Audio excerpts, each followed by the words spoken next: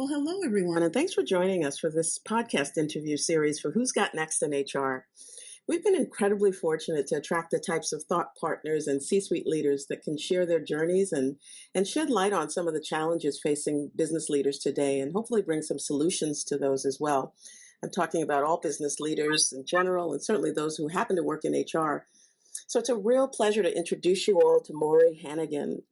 Maury has an intriguing background and a whole diversity of experiences that I can't wait for you to meet her. She's the founder and CEO of Spark. That's SPARC. It's the new recruiting platform that changes how employers market their positions and engage candidates. Spark's intelligent use of technology is literally transforming the recruiting process. It was named HR Tech Product of the Year in 2014 and was awarded the Mobile Recruitment Award in 2015. Spark was formerly known as MatchClick, for those that might be wondering. Maury is a savvy marketing executive who began her career in brand management at Procter & Gamble. She established the recruitment consulting firm Hanigan Consulting Group prior to founding Spark, where she advised Fortune 500 companies on their recruiting strategies for management track employees. Maury has made more than 50 appearances on television, including ABC World News, CBS Evening News, and a month-long segment on CNN as the Recruiting Doctor. Very cool segment. I wish I got to see that. I will look it up, Maury. Welcome. I just wanted to welcome you to our WGN and HR members. Great. Thanks, Jess. Nice to join you. Well, thanks for joining us. I have some questions, so I'm going to jump right in. Maury, what are your thoughts on how senior HR leaders in particular, can increase their credibility in the eyes of other senior leaders in their business to be seen as true business leaders, not just HR leaders or the HR person in the business, but true business leaders? I think the most important thing is they need to understand the business of their business. I'm amazed when I talk to HR people who don't really understand how their business makes money, what their competitive strengths and weaknesses are, what's going on in their industry. You need to be able to sit down and have a real business conversation with business leaders. I often bring examples back when I was consulting. My favorite client was Mobil in Washington, D.C. before they merged with Exxon. And there you had an HR department that really understood the business. They understood the legislation that affected their business. They understood the capital requirements that affected their business. They understood, world markets and finance that affected their business. And if there was ever one department I could point to where the line people really sat down and had business conversations with the HR folks, it's because they knew that. I would recommend it at a bare minimum that everyone in HR have Google alerts set up, not only for their own business, but for all their competition. And it's surprising that people don't do that. If a competitor has had a poor, third quarter or has got a major lawsuit against them or something, I mean, if you're working in talent acquisition, which happens to be my space, it's important to know that because if you're going to go and recruit, top performers from a competitor, it's good to know, gee, you just had you missed your earnings this quarter. What's that going to mean for promotions and bonuses and so forth? And we've had a great quarter. But to be able to sit down with the business leaders and say, hey, look at this. The competition just came out with this new product. What does that mean for us? What does that mean for us in staffing? What does that mean for us in terms of keeping our people? And because you have to understand HR within the context of the business. It doesn't work in isolation. So I think really understanding the business and having real business conversations with HR, with line people is important, not just HR conversations. That's right. Yeah, one of our other guests talked about learning new languages and we got our own native language down pretty pat, but learning new languages, I think, is exactly what you're talking about. That's really great advice. I love the tip on the Google alerts and being just smart about broadening your horizon and getting those kinds of alerts on a regular basis. So you just just start to think differently and get accustomed to hearing different bits of information. That's really helpful. And your point about learning new languages these days, every HR person doesn't need to go out and get an MBA, right? But there is so much online training that will give you an introduction to things that and so much of it is free. That there's really no excuse to I don't know anything about business. Right. Well, learn something about business. It's all there. Exactly. In an hour, you can get a crash course and all sorts of things. That's right. And really taking advantage of that is just a tremendous asset to add to your credentials. Makes complete sense. And simple to do. Everything's a click away, to your point. Kind of leads me to the second question in terms of stepping stones to C-suite roles in particular. I mean, and I'm talking more about any role in the C-suite, not just, sort of like, so I'm in the C-suite as a chief people officer. But I mean, if you wanted to sort of branch out as an HR leader, we're often put in a bit of a box. And, if we wanted to spread our wings into communications or marketing, what are some of those stepping stones to C-suite roles, including the top seat, in your mind? I think there are a couple things. The most important one is that you take some risks and you try some things and you initiate things. It amazes me to talk to HR people, and I run into this all the time, who say, oh, well, we've got a reorganization coming, or, there's a new CHRO coming in, so, we're going to wait until all that settles out before we try anything new. And I go, oh, my heavens, if I was a new CHRO, I know who I'd let go in a hurry. Or the person who's sitting there waiting to be told what to do. Yeah. It's try something. Take initiative. If I were to walk into a new department, I want to see the people who have got things going that are critical, that are in the middle of it. Mm-hmm. So the first thing, if you really want C-suite, you've got to be willing to take some risk and try things and initiate things and really add value to the organization. And the second piece to that, and it's a little bit about building credibility, going back to sort of your first question, is understanding why you failed. I never want to hear someone say, oh, we tried that and it didn't work. Oh, God. It's like, we tried that and our costs were more than we anticipated, or our user adoption plan wasn't, robust enough, or the market changed on, or, so it's fine to fail. Everybody does. There's not anybody out there who hasn't tried something that didn't work out the way they thought it would work. But the ones that you respect are the ones who say, we tried that and here's why it didn't work. Here are the problems. In this scenario, this didn't work. And you see that they've got real learning from it. And that's really important. So take risks, and you're going to fail at things, but it's fine to sit down and say, look, we tried this and we didn't, get the results we expected. Here's the 3 reasons why. So it doesn't mean we won't ever try anything again, but we learned from it and we move forward. And then every once in a while, things will work. Right. And you'll have wild successes on your hands. Right. And there's nothing that gets you promoted faster than a success. 100% of things won't be success. So you've got to be willing but you've got to try something. Right. If you sit and wait for people to assign you things, you'll never build the kind of name for yourself that you need to. So people go, oh, what about so-and-so?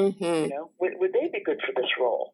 You've got to initiate something in order to get your profile raised. That makes a ton of sense, and I'm thinking about this whole concept of risk taking, and unfortunately, so much of what we do, oftentimes, not all of what we do, but much of what we do in HR is very much about risk aversion, and sort of putting the box around things in order to protect an organization or what have you. And I think sometimes as HR professionals, we can get a little bit lulled into this place of safety and comfort, even without realizing it. So I love what you're saying about risk taking on a very personal, kind of professional level. That is the only way to step out there and know whether or not you can do something. I love that. Yeah, makes a lot of sense. It leads me to thinking about risk-taking internally. And when you think about organizations that you're part of or companies that you're part of, there are a lot of different ways to take some risks and to develop and to build some muscles. You might be aware, Maury, of an emerging trend among companies that are desiring to build more business acumen within HR. What they're doing is they're starting to hire non-HR leaders from the business side to staff HR roles. It's being viewed as a developmental opportunity for those non-HR leaders. So I'd love to hear your views on that. But also, what about the opposite? What about the merit of having HR leaders complete rotational assignments within business units as another way to build business acumen? And if you have any other thoughts about ways that HR leaders can deepen their business acumen in those kinds of creative scenarios, would love to hear them. Yeah. I mean, I think it's great to get line managers into HR. and do all that kind of cross-training. I think everybody in the business should know what's going on in other parts of the business. What the piece that can get dicey when you bring in a non-HR person, particularly if it's in a fairly senior role within HR, is they don't have the expertise that they might need to make good decisions. And a lot of that is, they don't understand employment law. And there's a huge body of employment law that you need to be aware of. Now, I'm also amazed at the HR people who don't really understand the employment law, which is a whole different subject. But let's talk about that scenario where you've got someone from the line who's brought in for a developmental rotation in HR and put in a fairly senior role. There's a great opportunity there to not be the naysayer, oh, you can't do that, we'll get sued kind of thing, to really be the expert and the content advisor. To sort of say, gee, let's talk about, that. Let's talk about what that would mean in terms of salary compression. What would that mean in terms of, you had a great example just recently where the CEO decided to make the minimum salary for everybody in his organization $70,000. You got all the press, and his top 8 leaders turned around and walked out. Here's somebody who stepped into an HR decision making without, really consulting with anybody who really understood. Salary compression is a real thing. It's real. It's real, and you need to be aware of it. And it's great to want to reward everyone, but you need to really understand that there is some genuine expertise here. Everything, HR, that's just easy. That's just all administrative stuff. Well, it's not. But if you're one of those HR people who really do understand the strategy of things and think about the long-term implications of things, if you do have a line person that comes in, anywhere in your department, the opportunity for you to establish yourself as a thoughtful contributor, not you can't do this because you can't do that. Right. To listen to that. But someone who would say, gee, it's a great idea. Here's a constraint you need to be aware of. But let's talk about what's your goal? What is it you're trying to accomplish here? Let me help you think through how else we can accomplish that goal and still stay within company policy and still not run amok of whatever, those sorts of things. I'm sure you saw just recently the settlement that Target made for disparate impact. Yes.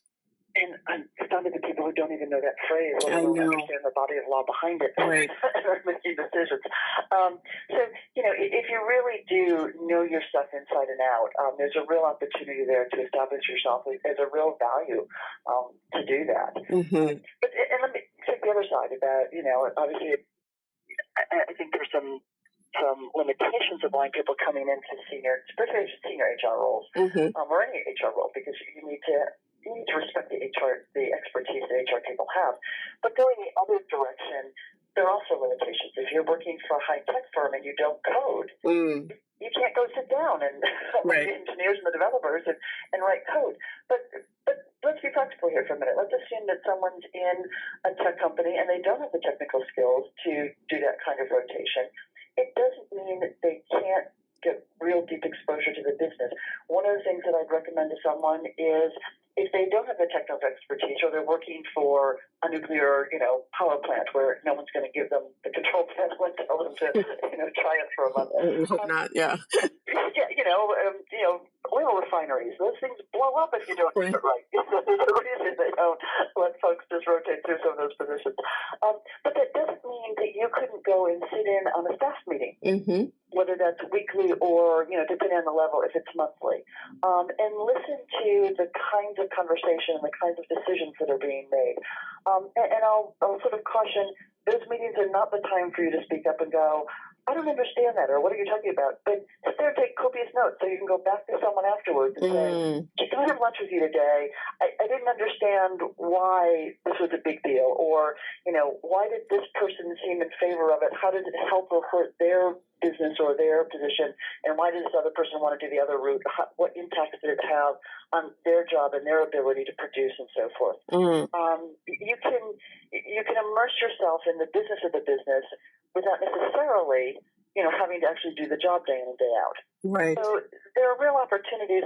The other place, particularly if you're an HR generalist, is I'm amazed at how often HR is sort of shut out of the whole performance appraisal And I think that's because not a lot of HR people really understand how individuals contribute to the business. Mm-hmm. They know, did they show up? Did they take a training class? But to sit down and really have a conversation with a manager about an employee and help that manager think through how that person contributed to the team, how that person, where's the real value added? What would happen if this person left tomorrow? Mm-hmm. And really talk about it from a business standpoint. I think there are lots of opportunities for HR people to really immerse themselves, not just how many seats do I have to fill, how many raises do I have to process, how many, how do I keep this machine going that's called HR? Mm-hmm.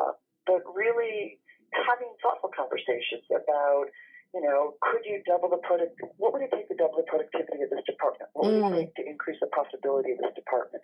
And how can the people that we bring in or that we train or that we reward, how can they be part of this solution? Mm-hmm. I love the last part of what you said in terms of a different way to even think about performance management beyond the program, the process, the tools, the form. Folks now even talking about blowing up performance reviews or in terms of ratings altogether, that it's really not even about that. It's about how a successful is this talent that I've now hired and I need to be successful for my business. How are they doing? And how can I get them from point A to B? It's about the business, asking those questions differently. I love that. I think that's a very smart way for an HR person to think about the kind of normal things that they do in their jobs, but also a little bit differently so that they are getting closer to the business piece of it. Yeah, very helpful. Well, my final question then is about picking your brain, because to the degree that we step out and that we take some risks and that we spread our wings and that we kind of think about our jobs differently as business leaders, we really do want to be able to learn. And as we're trying something new, those learnings are going to be key. Can you share maybe your top two kind of key learnings as a leader who yourself has dared to try something new and different in business? I think the first thing and the most important thing is to just get over trying to be perfect. Waiting for that perfect opportunity or waiting. There are very few things in life that happen on a straight line. They just don't. And if you wait, you hear all the excuses, well, this person is transitioning or this isn't quite right or this isn't the right quarter or this isn't. You try things, you learn, you make adjustments, you keep going. And when things get off track or don't happen, it's like, okay, darn, wish that hadn't worked out that way. But I'm here today. What do I need to do to either course correct or move on and not get completely hung up in the fact that things don't happen exactly the way you want or don't happen perfectly. That's just life. And I think people who are successful and move forward and grow are the ones who just keep going and don't just freeze and stop. And the other piece that I think is an important one is to ask for support. And so I'm going to bail out into the woman perspective here, and I think women are particularly bad at it. I agree. Sorry, but just think as a group we are. True. Yeah. I think men are much better at building champions. I think I saw a great example of this as a woman at Verizon in the HR department. She saw Spark, wanted to try it, and she went to a hiring manager and said, "Look, I want to try this. You've got an opening. Can we use your job? Will you help me do this? Will you, let me use your job as this, experiment?" And he was, and he stepped right up and he was thrilled and great result. But to go to someone and say, there's something I want to try, there's something new I want to do, will you get behind it? Will you help me try it? Somehow either we don't feel like we can ask for that support or should ask for that support or it shows weakness somehow.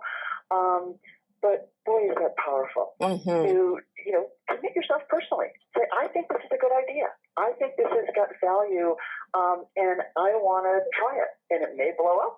And if it blows up, you know what? Life will go on. But go out and say, will you help me do this?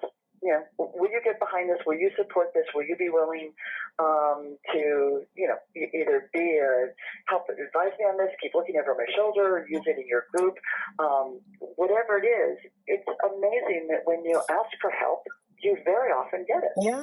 Not always. Mm-hmm. But when you don't ask, you certainly don't get. Right.